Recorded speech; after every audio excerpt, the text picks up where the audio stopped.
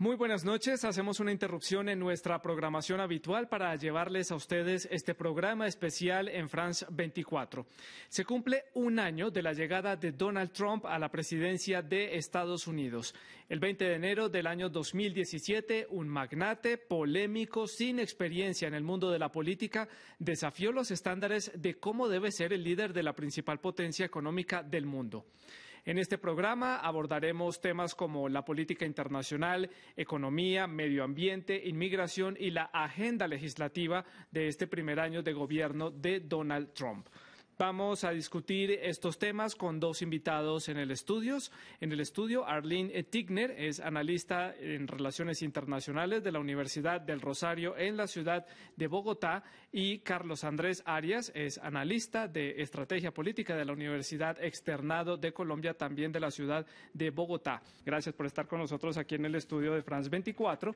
Y saludo en la ciudad de Washington también a otra invitada. Ella es Andrea Saldarriaga. Ella es analista del Associate Director del Latin American Center del Atlantic Council. Si estoy mal, Andrea, por favor, me corrige. Y también se suman a nosotros 4 periodistas de la redacción de France 24 que van a estar a lo largo de todo este programa ampliándonos información sobre los temas que les estaba mencionando anteriormente que vamos a analizar en este programa. Bueno, pues si les parece bien, entonces comencemos con el primer tema que tenemos preparado, y es la política internacional. Para muchos, Donald Trump lo han calificado como errático, que muchos sectores lo critican por no tener un plan específico en el área internacional. Otros dicen que su política de America First resume su política internacional un tanto egoísta. Entre los hechos pues, que han sobresalido este año está el distanciamiento que ha tenido con Irán, elegir a Corea del Norte como su enemigo internacional, continuar la lucha contra el terrorismo, la guerra en Afganistán, mantener el apoyo a los rebeldes sirios y a las milicias kurdas en Siria, entre otros temas. Comienzo entonces por preguntarle a nuestros invitados cuál es el balance que ustedes hacen de este primer año de Donald Trump en Estados Unidos. Empezamos por Arlene. Yo encuentro poco que reivindicar, por no decir nada, de este primer año de presidencia de Donald Trump. En temas de política internacional, no solo ha sido errático, sino que ha roto con distintos cánones de conducta que ha llevado tanto a Estados Unidos durante décadas, sin importar el partido en el gobierno, sino las reglas de juego generales de la diplomacia. Y esto ha generado un ruido y una incomodidad a nivel internacional, siendo Estados Unidos el país que creo que preocupa en términos del orden mundial que estamos viviendo en este momento. Carlos Andrés, su opinión. Pues mi opinión es que no me sorprende. Digamos que todo lo que acaba de decir mi colega es absolutamente cierto, pero no sorprende. Yo creo que el gran asunto aquí es por qué nos sorprendemos de lo que está haciendo, si lo que se sabía lo está cumpliendo. Es decir, para ser un poco paradigmática, mi opinión, está siendo coherente con su estrategia electoral, está siendo coherente con lo que es su construcción de imagen pública, está siendo coherente con lo que es su perfil político. Porque a diferencia de lo que, digamos, piensan algunos, yo pienso que Donald Trump sí ha sido un político. No solamente ha sido un empresario, sí ha sido un político. Y ha estado detrás del cargo de la Casa Blanca durante muchos años. Sus relaciones internacionales no sorprenden, sus relaciones internacionales obedecen a ese leitmotiv que lo ha llevado a él a ser un empresario controvertido y a manejar todas sus dinámicas empresariales y políticas a partir del show business. En Washington, Andrea, ¿cuál es su opinión, su balance de este primer año de Donald Trump en la presidencia, en la Casa Blanca? Pues mira, yo creo que nosotros desde el análisis que hacemos en nuestro Centro de América Latina siempre pensamos que no hay que analizar solamente la retórica, sino también las políticas públicas que en realidad se están implementando. Como sabemos, para los Estados Unidos, como lo es para cualquier país del mundo, el primer momento en el que se sientan en la presidencia no pueden empezar a implementar este tipo de políticas. En el caso de Latinoamérica hubo bastantes demoras en poder confirmar las personas que iban a estar a cargo del hemisferio occidental. Y a causa de eso, digamos que vemos algunas retóricas que se han repetido una y otra vez en el tema de inmigración, en el tema de los mexicanos, en el tema, digamos, de Corea del Norte, en el tema de Irán, pero todavía en términos de política no vemos sino algunos pasos concretos. Temas concretos se ven en el tema de NAFTA, del Telecan, de la renegociación de ese acuerdo. Temas concretos lo vemos en la cancelación del estatus protegido que tenía El Salvador, que tenía Haití, y ahora las conversaciones que se están teniendo sobre Honduras. Sí, pero yo creo que más allá de la retórica hay que ver es específicamente qué se está haciendo en temas de política. Andrea, esos son temas que vamos a ir analizando a lo largo de este programa más adelante, efectivamente. Pues David González, periodista de France 24, nos cuenta en su reportaje los principales hechos en la política internacional bajo el gobierno Trump. Donald Trump prometió en campaña desarrollar una política exterior que pondría a Estados Unidos primero, y así lo ha hecho. Las controversias no han sido pocas. La relación entre Estados Unidos y Corea del Norte nunca ha sido cercana, pero el discurso de Trump ha aumentado en agresividad.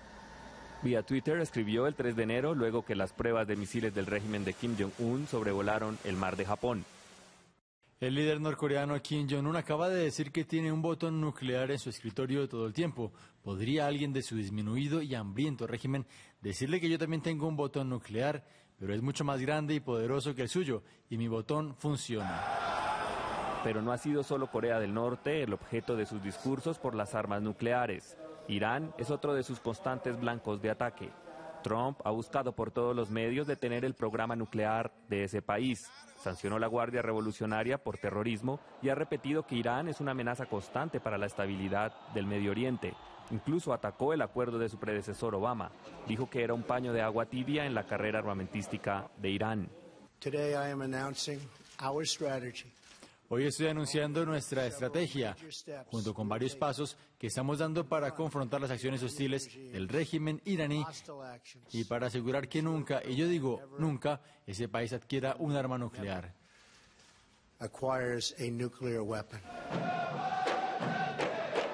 Como si fuera poco, el anuncio de Trump sobre Jerusalén sacudió el Medio Oriente. Es tiempo de reconocer oficialmente a Jerusalén como la capital de Israel. Las protestas esta vez llegaron hasta la misma ONU, donde pese a las amenazas, 128 países votaron a favor de una resolución en la decisión de Trump. Y nada hace prever que la tormenta Trump vaya a detenerse este 2018. Era un contexto de lo que ha sido este año en materia de política internacional desde Estados Unidos. Tal vez el tema más espinoso es Corea del Norte. Carlos, ¿qué piensa al respecto? Mi opinión con respecto a Corea del Norte es que sí, claro, es absolutamente grave lo que está haciendo, maneja la política internacional y lo que es la diplomacia internacional con un trino, y digamos que se deshace de todas esas dinámicas que son lógicas en la ciencia política. Sin embargo, mi percepción es que no va a poder llegar a unas instancias más complejas o más coyunturales, porque no creo que vaya a graduar de enemigos a enemigos, valga la redundancia, tan poderosos. Creo que sus retaliaciones van a ser mucho más fuertes en América Latina. Arlene, ¿qué piensa al respecto? Yo veo el manejo de Corea del Norte una fuente central de preocupación mundial. No solo es el manejo a través de trinos de una relación que históricamente ha sido muy compleja, sino la creciente agresividad en el tono manejado por Trump y el gobierno frente al régimen de Corea del Norte, a sabiendas que estamos hablando de un régimen dispuesto a utilizar armas nucleares en caso de tener que hacerlo para defenderse. Entonces, esto es un acto de irresponsabilidad inmensa que es difícil de comprender. Andrea, y desde Washington, ¿cuál es la óptica desde allí? ¿Qué piensan ustedes sobre el tema de Corea del Norte? Pues mira, desde Washington se hablan varias cosas. La primera es que la política sobre Corea del Norte de Estados Unidos no falló en este último año, ha fallado durante los últimos años, porque si bien la manera en la que se comunica el presidente Trump mediante sus trinos con Corea del Norte es digamos que bastante preocupante, para decir lo mínimo. Sí hay una diplomacia tradicional que se sigue trabajando a través del Departamento de Estado. Muchas de las personas que siguen el Departamento de Estado son los diplomáticos tradicionales que venían dando recomendaciones desde hace bastante tiempo. Entonces yo creo que hay que separar una vez más el tema de los trinos que usa el presidente Trump, que sí son preocupantes, en conjunto con las acciones que está tomando las otras agencias del gobierno. Andrea, y también desde Washington, ¿cómo ve usted el manejo que ha habido con la política internacional hacia América Latina?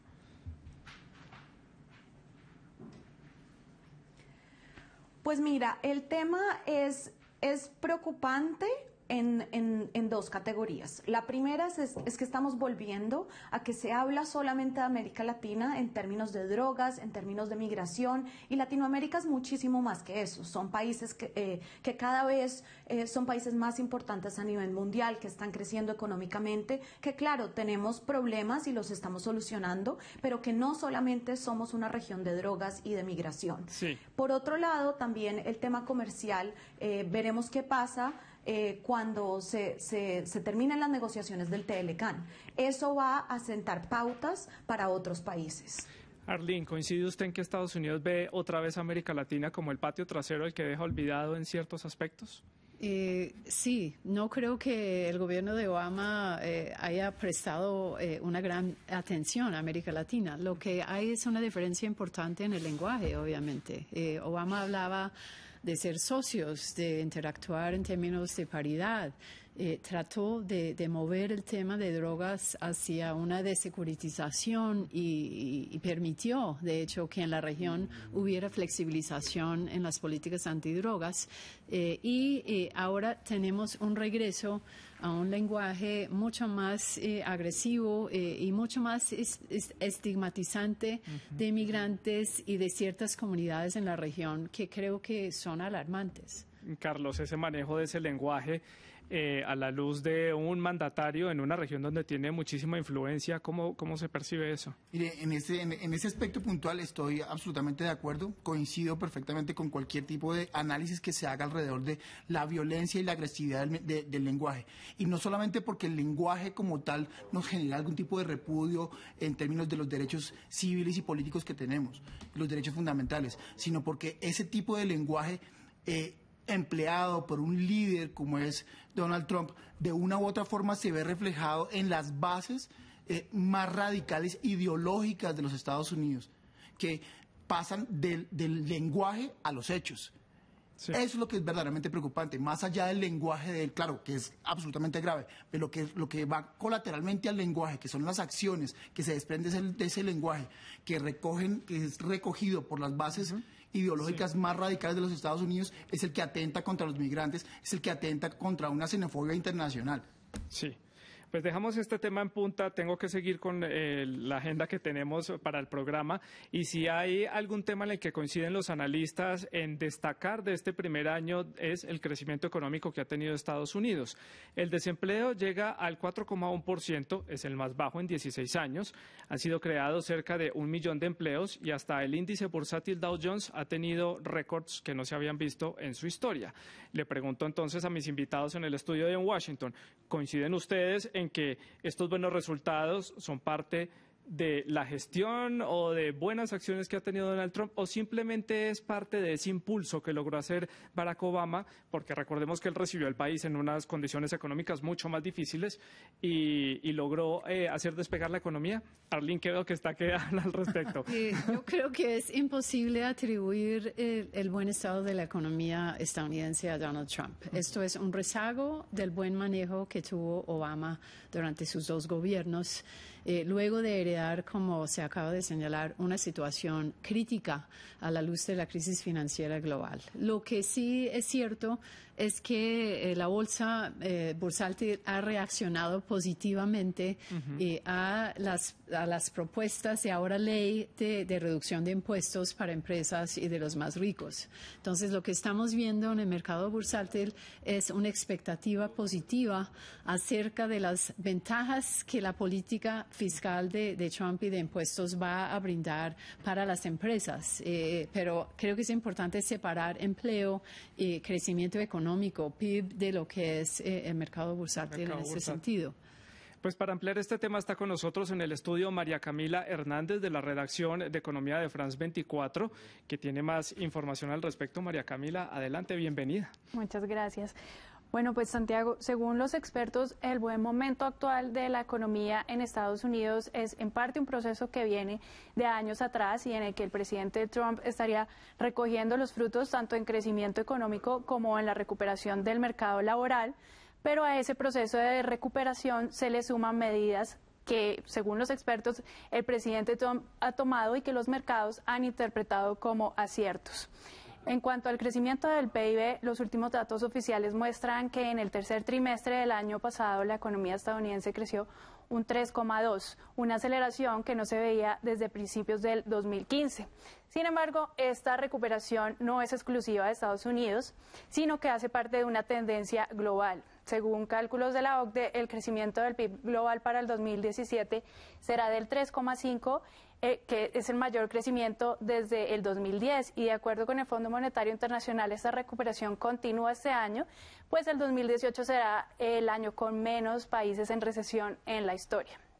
En cuanto a la tasa de desempleo, es cierto que esta se encuentra en mínimos de hace más de una década, pero también se trata, una vez más, de un proceso que comenzó con el gobierno de Barack Obama y por el que también se le debe dar parte del crédito a la gestión de la Reserva Federal en cabeza de Janet Yellen.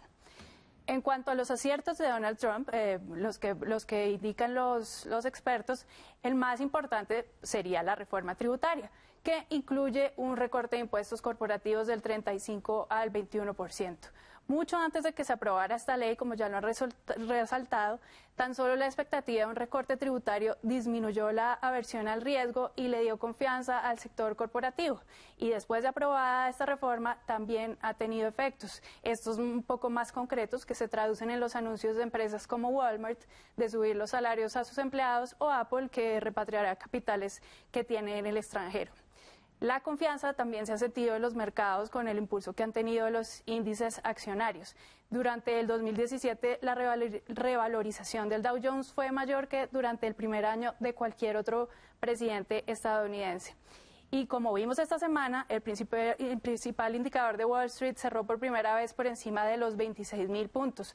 También el Nasdaq y el S&P alcanzaron máximos históricos gracias a los buenos resultados de las empresas estadounidenses durante el cuarto trimestre del 2017. Pero una vez más, no se debe dejar de lado el contexto global porque los indicadores de Estados Unidos no son los únicos que están rompiendo récords. Esta semana el Nikkei de Japón alcanzó su mayor valor en los últimos 26 años y los índices Hang Seng de Hong Kong y Bovespa de Brasil, Merval de Argentina e IPSA de Chile también lograron máximos históricos.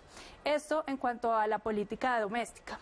Respecto al comercio internacional, la relación de Donald Trump con el resto del mundo estuvo marcada por el discurso proteccionista y por el lema de America First. 3 días después de asumir el mandato, Trump se retiró del Acuerdo Transpacífico de Cooperación Económica, TPP. Pero más importante aún es la postura del gobierno de Trump que tiene en vilo el TLCAN con México y Canadá, que está en vigor desde 1994.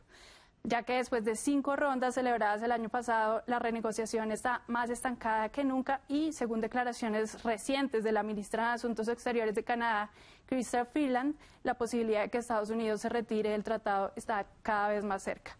Más allá del TLCAN, Estados Unidos ya ha tomado medidas puntuales en casos como el de Bombardier de Canadá o el biodiesel de Argentina, mediante la imposición de altos aranceles, pero realmente en lo que respecta al comercio internacional este año será clave para ver hasta dónde llega en la práctica el discurso proteccionista de Trump.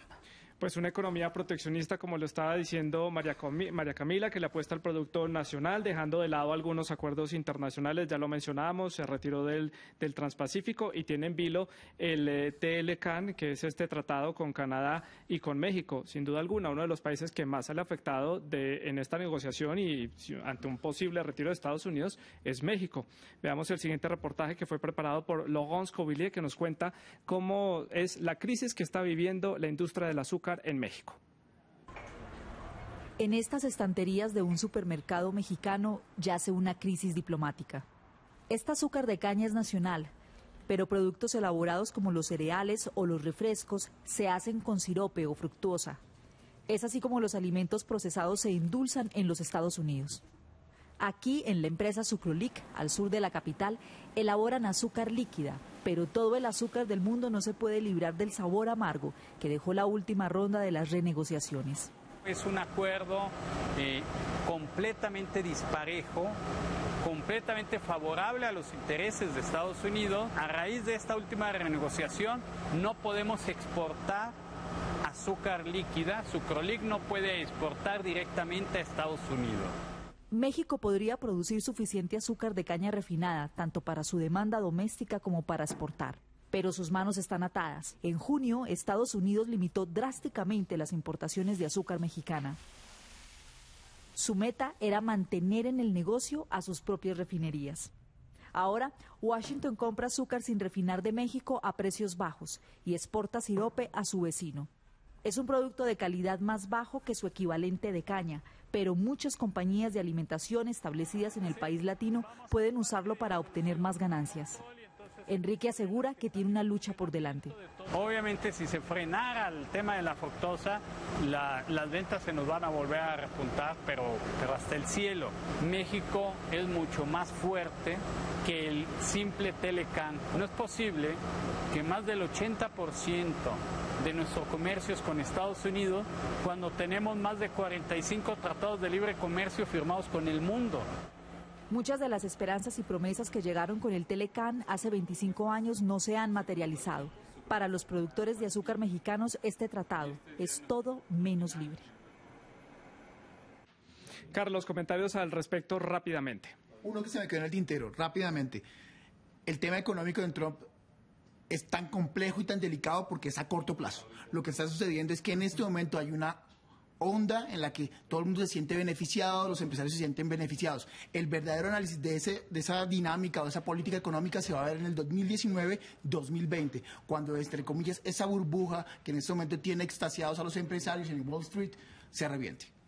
Bueno, cambiamos de tema, vamos a hablar ahora del medio ambiente, que es un tema que ha ayudado también a impulsar o a terminar de darle esa aceleración a la economía de Estados Unidos gracias a unas medidas que ha tomado el presidente Donald Trump. Le doy la palabra a nuestra periodista encargada de los temas medioambientales, Marina Colorado. Adelante, Marina, buenas noches. Gracias. Buenas noches. La política medioambiental del presidente Trump realmente lo que ha hecho ha sido deshacer lo que la administración del presidente Obama hizo desde el 2008. Desde los nombramientos que el presidente Trump hizo para liderar las secretarías y entidades relacionadas con el medio ambiente y la energía, se pudo ver la tendencia hacia la desregularización de su gobierno, en especial en lo referente a los combustibles fósiles. Tanto Rick Perry, secretario de Energía, como Scott Pruitt, administrador de la Agencia de Protección Ambiental, han declarado abiertamente su escepticismo en cuanto a la influencia de la actividad humana y de la quema de combustibles fósiles en el cambio climático. La elección de Scott Pruitt como el líder de la Agencia de Protección Ambiental fue de las más controvertidas. Pruitt, antiguo procurador general del estado de Oklahoma, recibió grandes donaciones de la industria energética y además fue súper crítico contra las regulaciones de la agencia que él ahora mismo lidera. De hecho, durante este periodo demandó a la Agencia de Protección Ambiental 14 veces. Otra de las decisiones controversiales que tuvo el presidente Trump fue la que tomó el 24 de enero, en la que firmó una orden ejecutiva que revertía el bloqueo que el presidente Obama había puesto al avance de la construcción del oleoducto Keystone XL y de la finalización y apertura del Dakota Access Pipeline, también otro oleoducto. El Keystone XL uniría las tuberías en Canadá con Nebraska y transportaría miles de barriles de crudo desde Canadá hasta el Golfo de México.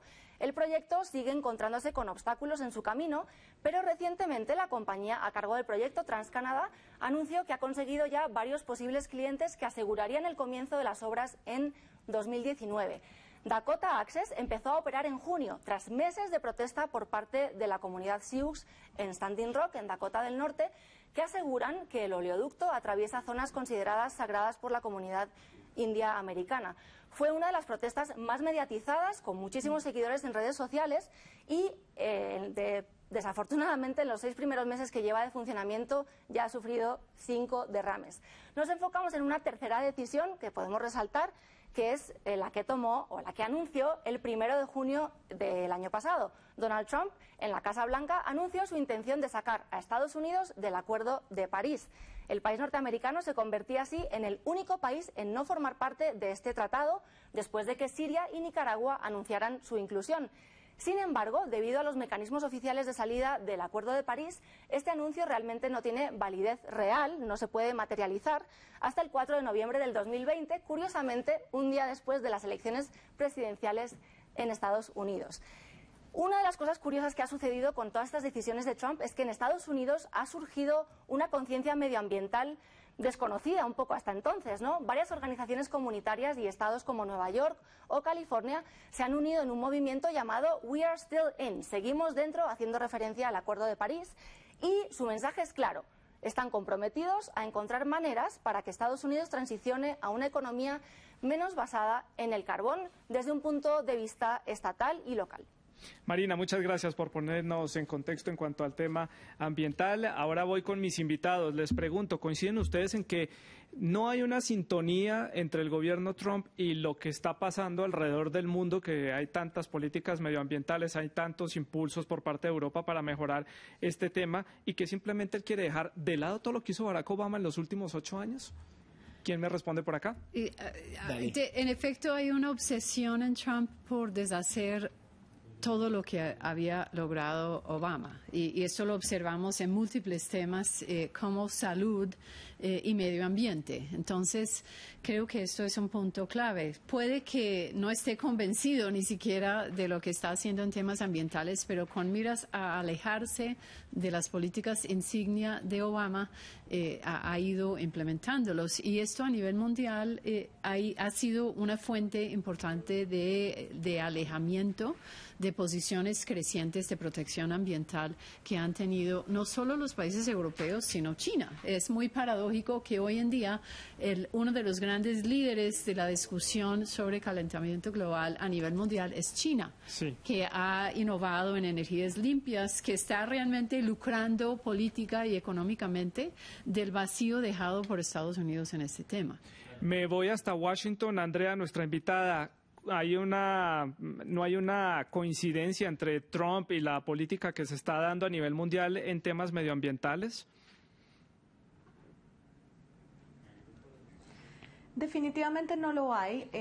Lo que a mí más me parece preocupante de lo que ha hecho Trump hasta ahora es este tema medioambiental, porque si lo pensamos, él no va a estar en este mundo para vivir las consecuencias de las acciones que está tomando en este momento. Entonces, así los anuncios no tengan un efecto en este momento, sí hace lo que estaba diciendo tu otra invitada, y es que deja un vacío de liderazgo que el mundo necesita en este sentido. Entonces es muy preocupante, no solamente porque, una vez más, como lo decía Carlos, es una visión cortoplacista de las políticas, sino además porque es algo que va a tener impacto en las siguientes generaciones. Estamos en un punto en donde el impacto medioambiental no se va a poder reversar, y si no tomamos acciones ahora, las próximas generaciones van a sufrir esto. Carlos, opinión sobre este tema y conclusiones. Mire, uno puede decir que Donald Trump ha sido nefasto en economía, ha sido nefasto en política internacional, en relaciones internacionales. Pero la gota que rebosa el vaso es el tema medioambiental.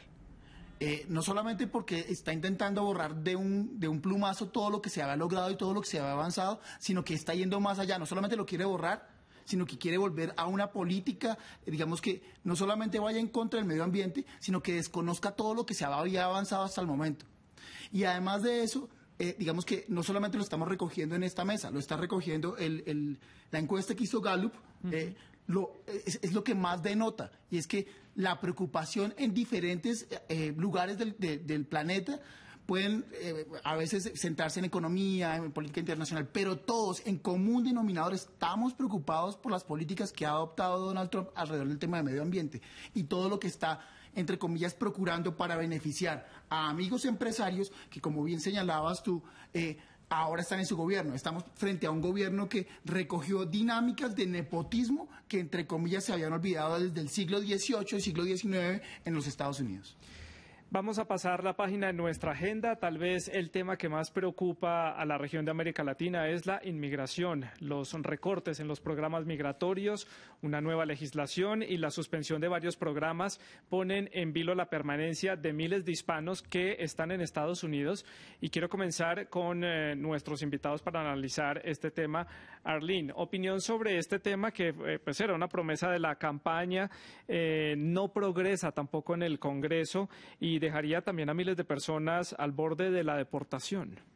Sí, yo creo que aquí hay varios frentes que mencionar. El primero tiene que ver con las nuevas restricciones adoptadas frente a los que llegan de ciertos países tildados de peligrosos, como Siria, Somalia y varios otros países. Entonces, esto ha llevado a un cierre de las fronteras que ha sido combatido en las Cortes, pero también a una estigmatización de los migrantes crecientemente asociados con terroristas que no es positivo. Y en cuanto a la comunidad latina, sus intentos por restringir la presencia de migrantes en el país está afectando a grupos de hispanos que llevan muchos años en Estados Unidos. Estamos hablando de los jóvenes que Obama permitió que se quedaran. Y estamos hablando también de salvadoreños y otras comunidades que llevan décadas viviendo en Estados Unidos y que posiblemente enfrentarán el riesgo de ser deportados. Hubo en estos días en medios la imagen, de hecho, de un mexicano, si mal no estoy, que ha vivido 30 años en Estados Unidos, que no conoce México, cuya familia ha nacido y crecido en Estados Unidos, que va a ser enviado forzosamente a México a razón de las políticas de Trump. Es que va en contra de la misma naturaleza del país, un país que ha sido formado recibiendo gente de las diferentes crisis que ha habido migratorias en el mundo, de Europa, de África, de otros estados del sur del continente. Carlos, esto pues no deja de ser una medida controvertida, pero tal vez para el estadounidense de a pie, el estadounidense americano, esto resulta ser una buena estrategia y puede generarle votos y pues adeptos a Donald Trump. Mire, este mismo análisis lo hacíamos cuando estábamos el día de la elección. Y la pregunta del análisis de ese día era, ¿cómo es posible que mexicanos, miembros del Partido Republicano, que con origen mexicano, con origen latino, promuevan este tipo de medidas migratorias? Y claro, la respuesta es, yo soy legal, yo soy un mexicano legal, lo que yo quiero es evitar que un mexicano ilegal entre y me quite mi trabajo. Entonces, claro, eso de una u otra forma favorecería ¿qué aspecto puntual? Los próximos 4 años. O sea, esto digamos que el análisis aquí no hay que mirarlo en la circunstancia que es coyuntural, que es de ahora, que claro que es grave. Lo que verdaderamente tendríamos que analizar es cómo empezamos a mover desde diferentes puntos, desde diferentes dinámicas mediáticas, que esto de una u otra forma le dé una vuelta. De lo contrario, en 4 años vamos a tener a un presidente Trump empoderado por esta política que muy seguramente va a ser más fácil de reelegir. Andrea, en Washington, allí con los hispanos, pues la situación de muchos que están en estado de irregularidad es muy complicada, el miedo de ser deportados existe. Desde su óptica, se ve como que el gobierno le está dando la espalda a esta clase que llegó a trabajar al país, que es necesaria para la economía de los Estados Unidos, y también le está dando la espalda de pronto a personas que llegaron por problemas en sus países de origen, por conflictos, por guerras, como pasa con los sirios, como en su momento los salvadoreños, los colombianos, y ahora con los venezolanos que están llegando masivamente a Estados Unidos. Sí, definitivamente el tema humanitario es muy preocupante porque la gente no migra porque sí, la gente migra porque hay razones de peso grandes, en su mayoría económicas y de seguridad, y por eso vienen a los Estados Unidos a poder trabajar. Ahora, yo creo que vamos un paso más allá de lo que está pasando en este momento. Lo que mucha gente no recuerda es que las primeras olas de migración fueron causadas por esa violencia, digamos, en Centroamérica en los años 80, en los años 90, que originalmente vienen de la deportación de muchas de estas personas de origen salvadoreño que no conocían su país, que fueron digamos, deportados a El Salvador, crean este tipo de bandas criminales y esto crea una segunda ola de problemas de seguridad. Entonces no es solamente que devuelvan ahorita 250.000 personas salvadoreñas, 50.000 personas hondureñas y un número mayor de gente de otras partes del Medio Oriente, de África, sino es que esto crea que la gente vuelva a migrar en el futuro. Entonces tenemos que pensar una vez más a largo plazo cómo podemos ayudar a estos países de origen en programas de desarrollo y no tomar solamente la retórica del tema de seguridad para abordar el tema de inmigración. Andrea, y ya lo decía también el gobierno de El Salvador del problema que sería para ellos recibir a estos 200.000 salvadoreños que serían deportados tras la cancelación del TPS. Pues son muchas las ideas en el plano migratorio, desde endurecer estas políticas migratorias, la construcción del polémico muro en la frontera con México y hasta el veto a las personas procedentes de algunos países musulmanes y también de Corea del Norte. Son propuestas que no han prosperado en el Congreso en Washington. Liliana Valencia tiene más detalles en su informe. Apenas unos días después de llegar a la Casa Blanca, el presidente Donald Trump lanzó su polémico veto migratorio contra ciudadanos de 7 países de mayoría musulmana: Irak, Irán, Siria, Somalia, Sudán, Yemen y Libia. Esta es la protección de la nación contra la entrada de terroristas a Estados Unidos. Sin embargo, la Corte Estatal bloqueó la aplicación de la medida. Trump presentó una segunda versión en marzo sin Irak. Nuevamente fue parcialmente bloqueada, pero el mandatario intentó por tercera vez. Y además de los 6 países musulmanes, impidió el ingreso a Estados Unidos de ciudadanos de Corea del Norte, de Chad y de funcionarios del gobierno venezolano. La Corte Suprema de Estados Unidos ratificó a principios de diciembre esta tercera versión. La medida fue considerada discriminatoria por congresistas estadounidenses y por la comunidad internacional. Su siguiente paso fue la eliminación del programa de acción diferida para los llegados en la infancia, DACA. Esta medida cobija a los hijos de personas que llegaron ilegalmente a Estados Unidos, conocidos como los Dreamers o soñadores. Se trata de alrededor de 800.000 jóvenes. La decisión generó protestas a nivel nacional. Nuestro mensaje a Washington, tanto a demócratas como a republicanos y a Donald Trump, es que hagan lo correcto, especialmente los republicanos. Tienen el poder, tienen el control tanto de la Cámara de Representantes como del Senado y la Casa Blanca. Si lo desean pueden aprobar el Dream Act mañana, pero no quieren hacerlo. Trump eliminó también el estatus de protección migratoria o TPS para Haití, Nicaragua, El Salvador y Honduras. La medida fue concebida para amparar a ciudadanos de países en los que se han registrado desastres naturales o que atraviesan crisis económicas o sociales. Miles de haitianos, nicaragüenses, salvadoreños y hondureños cuyos permisos expiran en enero y julio de 2019 podrían ser deportados.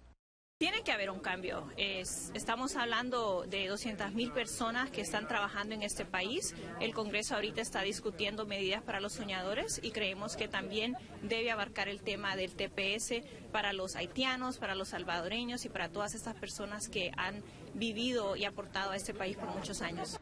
La más reciente polémica de Trump en materia migratoria tiene que ver con sus supuestas declaraciones durante una reunión con senadores en la que habría dicho: ¿por qué tenemos aquí a toda esa gente de países de mierda, literalmente? Refiriéndose a Haití, El Salvador y varias naciones africanas. La supuesta afirmación despertó la indignación de las naciones aludidas y de la comunidad internacional en general. El tema migratorio, que es uno de los más difíciles en la agenda que tiene Estados Unidos en este momento.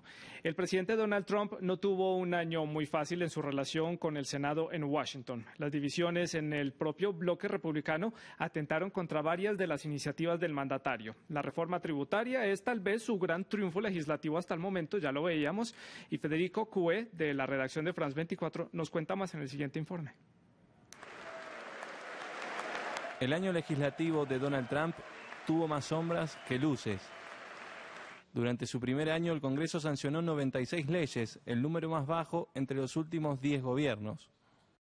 Para compensar, el mandatario firmó 58 órdenes ejecutivas, más del doble que Barack Obama en el mismo periodo y la mayor cantidad en 50 años.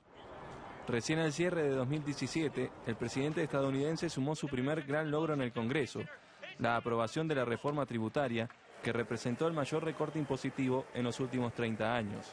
Esta es una de las leyes más importantes que el Congreso ha aprobado en décadas para ayudar al trabajador estadounidense a crecer la economía. Para los republicanos, la reforma dará impulso a la economía. Para los demócratas, es un golpe a las clases más necesitadas, que entre otras cosas recibirán menos ayudas para contratar sus seguros médicos. Justamente, esa reforma fue la vía que encontró Trump para debilitar el Obamacare, tras no lograr la aprobación de su proyecto de ley en julio. La derogación del plan sanitario de Barack Obama ha sido una de las obsesiones de Trump desde el inicio de su mandato. Obamacare es un total y completo desastre. Al no lograrlo por la vía legislativa, lo recortó mediante un decreto que eliminó los subsidios que concedía a las aseguradoras y permitían a los sectores de menores ingresos asumir el pago del seguro médico. La construcción de un muro fronterizo con México fue una de las promesas más sonoras de la campaña de Trump. Justificado en la necesidad de detener la inmigración irregular, el presidente insiste con un proyecto faraónico a ser pagado por México. Vamos a tener un muro para mantener afuera a los vendedores de drogas, los narcotraficantes y los cárteles criminales. México tiene un problema tremendo con el crimen y queremos mantener eso fuera de nuestro país. Sin embargo, su iniciativa encontró resistencia en el Congreso para lograr el financiamiento necesario. Y la primera victoria legislativa significativa de Trump se dio en abril. Gracias a un cambio de reglamento, el Senado aprobó por mayoría simple la nominación del conservador Neil Gorsuch a la Corte Suprema de Justicia tras la muerte de su antecesor, Antonin Scalia. La agenda legislativa de Trump para 2018 incluye desafíos de peso como lograr la reforma de prestaciones sociales, la aprobación de un plan de inversión en infraestructura, la modificación del sistema de salud y la mencionada reforma migratoria. De tire y afloje esa relación entre el presidente Trump y el Congreso. Andrea, en Washington, tomemos el tema de la reforma tributaria. ¿Lo podemos tomar desde allí como una jugada política también para reivindicarse con los ciudadanos y acercarse un poco más a los estadounidenses que desde el primer momento empezaron a cobrarle sus jugadas políticas y su llegada a la Casa Blanca? Definitivamente, y después de las dos pérdidas que había tenido, de los dos intentos de tratar de reversar Obamacare, este tema tributario viene para reivindicarse con su electorado.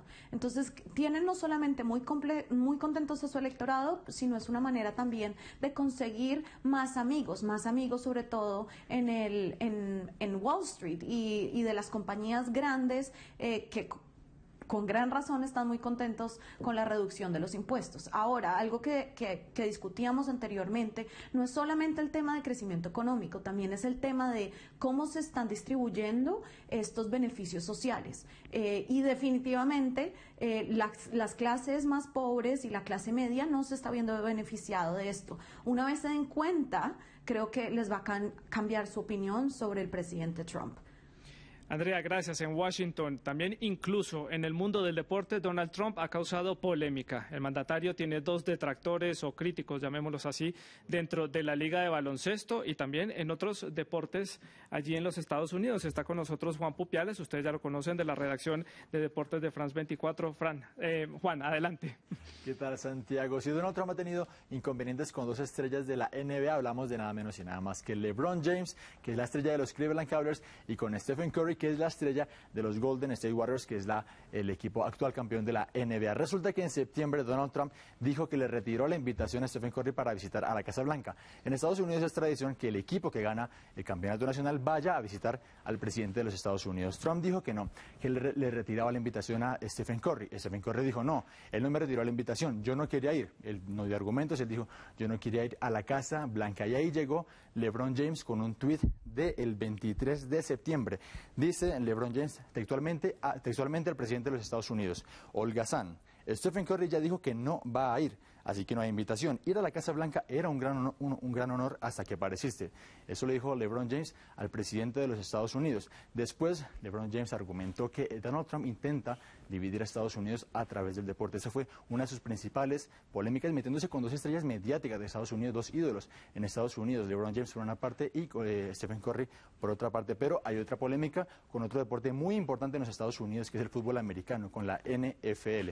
Resulta que en 2016 un jugador que se llama Colin Kaepernick, que es mariscal de campo en ese entonces de los San Francisco 49ers, él comenzó a hacer una protesta que consiste en arrodillarse o cruzarse de brazos cuando suena el himno de los Estados Unidos. Él lo hacía en rechazo a los abusos policiales, sobre todo contra la población afroamericana. Este año esa protesta tuvo su culmen. Cientos y cientos de jugadores de la Liga de Fútbol Americano de Estados Unidos comenzaron a realizar esa protesta, tanto que exasperaron al presidente Donald Trump, que dijo textualmente que aquellos que hagan esa protesta son hijos de puta, dijo él, literalmente. Y aquí Kaepernick empezó a decir que se formó un complot en contra de él. Kaepernick ahora mismo no tiene equipo. Él dice que por haber comenzado esa protesta ahora no lo quieren contratar. Y hay otro elemento muy interesante. Resulta que al menos 7 dueños de la NFL donaron $1 millón para la campaña inaugural de Trump. Y ahora muchos de ellos, por ejemplo, Shad Khan, que es el dueño de los Jacksonville Jaguars, de los Jaguares de Jacksonville, ahora están respaldando esta protesta de los jugadores en rechazo a los abusos policiales y en rechazo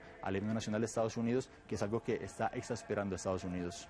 La pregunta es, ¿por qué apoyaron la campaña? ¿Por qué apoyaron y ahora pues ya no les pareció y entonces ahora son contradictores de el presidente Donald Trump? Avanzamos en nuestra agenda. Llama la atención también su relación con los medios de comunicación. Sus comentarios en algunos casos son desacertados, son criticados, son polémicos y han sido parte fundamental de este primer año de gobierno. So help me God. Congratulations, Mr. President. A Donald Trump le tomó menos de 24 horas iniciar su primer escándalo presidencial. Su blanco, los medios de comunicación. Un día después de su juramentación, declaró su descontento con la labor de los periodistas. Tengo una guerra con los medios. Son los seres humanos más deshonestos en la Tierra. En julio, retuiteó este videomontaje, que lo muestra como un luchador que golpea al logo de CNN.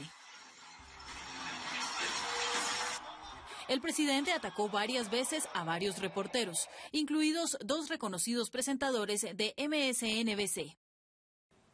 Bajo coeficiente intelectual Mika y psicópata Joe. Su colección de errores también incluye algunos comentarios racistas, los más recientes. ¿Por qué tenemos aquí a toda esta gente de países de mierda? Lo dijo en referencia a inmigrantes de El Salvador, Haití y varias naciones africanas en una reunión con senadores. El presidente también atacó a otros funcionarios por motivos raciales, como a Elizabeth Warren, por su ascendencia nativa americana. Pocahontas no está feliz. Ella es la peor. Cuando un manifestante antifascista fue asesinado en una manifestación a favor de la supremacía blanca en Charlottesville, dijo que había gente buena en ambas partes. Parece que nadie está a salvo de la hostilidad de Donald Trump, y menos otros políticos. El líder del régimen de Corea del Norte es uno de sus objetivos favoritos. Lo apodó el pequeño hombre cohete o pequeño y gordo. Y los líderes europeos tampoco se salvan. Tergiversó las palabras del alcalde de Londres después de un ataque terrorista en la capital británica. Al menos 7 muertos y 48 heridos en un ataque terrorista, y el alcalde de Londres dice que no hay razón para alarmarse. También dijo que Angela Merkel hace daño a Alemania con su política migratoria. Cree que la decisión de la canciller alemana de darle la bienvenida a los refugiados es un error catastrófico. The New York Times analizó sus más de 4.000 tweets y concluyó que 1 de cada 8 tiene un insulto o un ataque. Pero entre sus errores hay algunos que simplemente decepcionan, como el ahora viral tweet Covfefe, que publicó una noche. Tal vez una palabra inventada o simplemente un error tipográfico que ahora escuchamos en todo el mundo.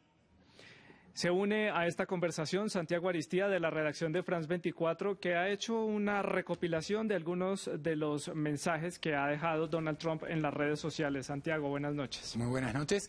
Bueno, sabemos que es un mandatario que ha hecho un uso absoluto, casi polémico de esta red social y no ha ahorrado en críticas, en confrontaciones, en adjetivaciones, y así es que comenzó su mandato en febrero, ya a pocos meses, a poco más de un mes de haber asumido como presidente de los Estados Unidos.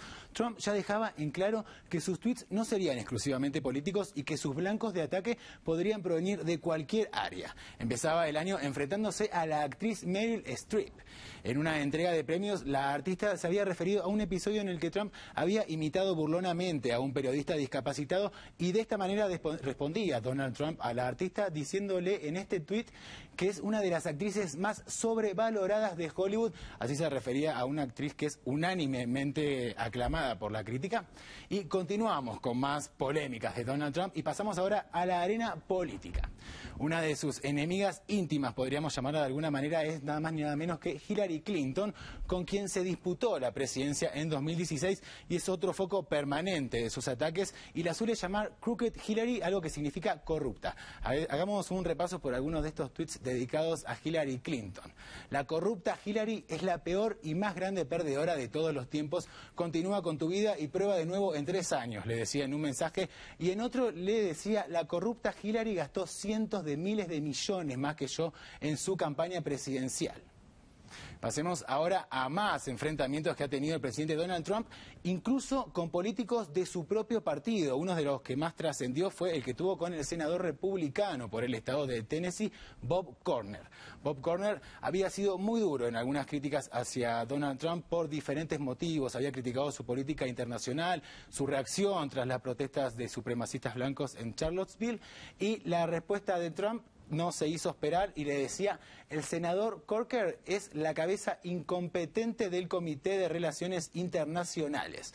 Bob Corker no podría ser elegido ni para atrapar perros en Tennessee. De esa manera y de esa forma tan despectiva se refería a un compañero de su propio partido. Pasamos ahora a uno de los principales enemigos de Donald Trump. Estamos hablando del líder norcoreano Kim Jong-un. En Twitter, Trump le dedicó desde insultos hasta un apodo muy particular que trascendió y fue hasta hashtag y trending topic. Vamos a ver algunos de estos mensajes. Anoche hablé con el presidente Moon de Corea del Sur y le pregunté cómo estaba el hombre cohete. Este es el famoso apodo al que hacía referencia recién. Y en otro mensaje más fuerte dice: Kim Jong-un es un loco al que no le molesta matar de hambre a su gente. O en otro mensaje dice: Kim Jong-un me insulta llamándome viejo, yo jamás le diría bajito y gordo, intento ser su amigo, decía de un modo bastante sarcástico Donald Trump. Vamos ahora al objetivo principal, casi a donde dirige a diario sus ataques Donald Trump, y son los medios de comunicación. Casi todos los días le dirige sus mensajes, los acusa de manipular las noticias, de mentir constantemente, y se ha enfrentado a ellos también por fuera de las redes sociales. De hecho, hace días echó a un periodista de CNN de una rueda de prensa, y años atrás hizo lo mismo con un periodista mexicano. El último episodio en este enfrentamiento tuvo un tinte sarcástico y fue esta entrega de premios a las fake news. 4 premios fueron entregados al archienemigo de Donald Trump, que es la cadena CNN, 2 al New York Times y 1 al Washington Post. Vamos a ver algunos tweets dedicados a los medios de comunicación. CNN finalmente quedó expuesta como fake news y periodismo basura. Era hora, decía Trump con su típico signo de admiración final. Sigue con otro mensaje que dice: con 24 horas al día de noticias falsas en CNN, ABC, NBC, CBS, New York Times y Washington Post, el apoyo a Trump sigue fortaleciéndose. Y en otro tuit decía: la gente comenzó a darse cuenta de lo deshonesto y repugnante que es NBC News. Muy fuertes las palabras dedicadas a los medios. No se guarda nada en sus comentarios en Twitter. Voy con mis invitados. Carlos, opinión de esta relación con los medios de comunicación y su forma de manejar las redes sociales rápidamente para luego hacer conclusiones. El paradigma de Donald Trump con respecto a las redes sociales lo recoge un compatriota suyo, Mario Riorda, argentino, que habla sobre el gobernauta latinoamericano y habla sobre el gobierno en las redes sociales. Donald Trump entendió que puede y debe gobernar por las redes sociales, que no debe pasar por los medios de comunicación para legitimar su discurso. Y a partir de eso, sabe y entiende que puede comunicarse por intermedio del Twitter, no solamente con los líderes políticos, sino con los ciudadanos. Y allí es que crea una nueva atmósfera que le permite a él ser irreverente, pero al mismo tiempo crear todo un bloque de comunicación y de verdad sobre su gobierno, independientemente de lo que los digan. Y al mismo tiempo termina minimizando, ridiculizando y quizá incluso aplastando a medios tradicionales con toda la legitimidad. Una última, y es que a partir de esto es que creo yo que películas tan interesantes como Coco, por ejemplo, sí. La nueva película que rápidamente sobre Steven Spielberg es súper importante. Andrea, en Washington, rápidamente, 20 segundos, conclusiones positivo y negativo de este primer año de Donald Trump. Positivo lo que ha hecho con Venezuela. Ha traído atención a un tema tan importante y que hasta hace poco la comunidad internacional no se tomaba en serio. Negativo, que le está dando pie a otros países para llenar los vacíos que está dejando. China, por ejemplo, está cada vez construyendo relaciones más importantes con la región latinoamericana y eso implica que Estados Unidos va a tener que volver a construir este terreno que va a perder en los próximos años. Andrea, gracias en Washington por estar con nosotros en este especial de France 24 aquí en el estudio. Arlene, positivo y negativo de este año de Donald Trump. Y a mí me cuesta mucho encontrar algo positivo de este gobierno, tanto en su política interna como internacional. Creo que de lo único que podríamos hablar en términos medianamente positivos es la continuación de la lucha contra el Estado Islámico, que es un rezago del gobierno de Obama y que ha reducido considerablemente el control territorial y el poder militar de esta organización terrorista.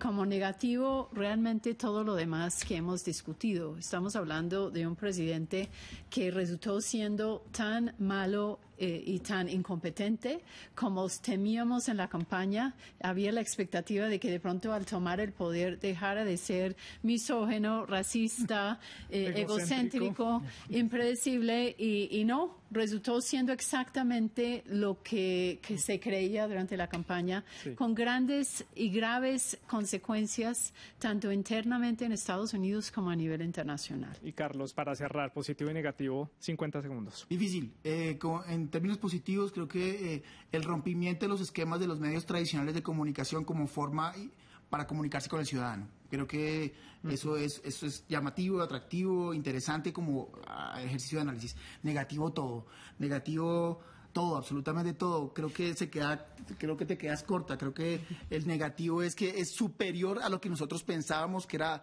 terrible.